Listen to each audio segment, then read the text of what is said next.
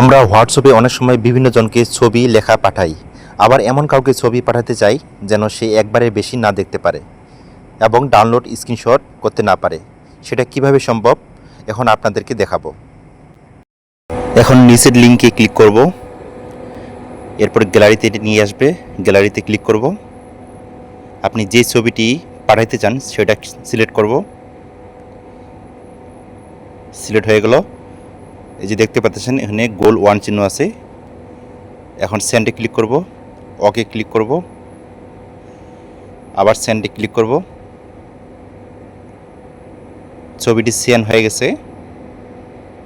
এখন ছবিটি যাকে পাঠাইছিলাম তার হোয়াটসঅ্যাপে চেক করব।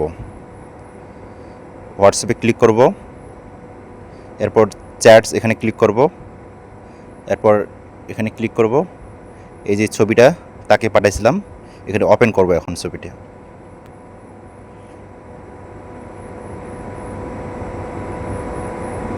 এই যে ওপেন হয়ে গেছে। এটা শুধু আপনি একবার দেখতে পারবেন। এখন দ্বিতীয়বার যদি ওপেন করতে যান তাহলে ওপেন হবে না।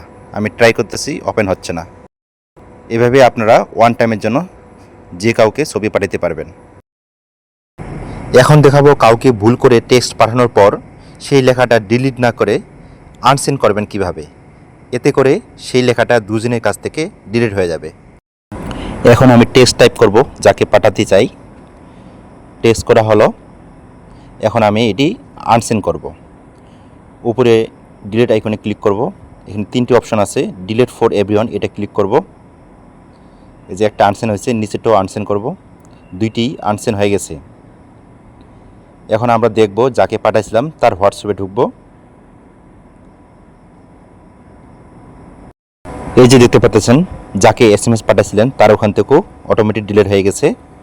এভাবে কাউকে যদি ভুল করে SMS পাঠান তাহলে এভাবে আনসেন্ড করে দিবেন।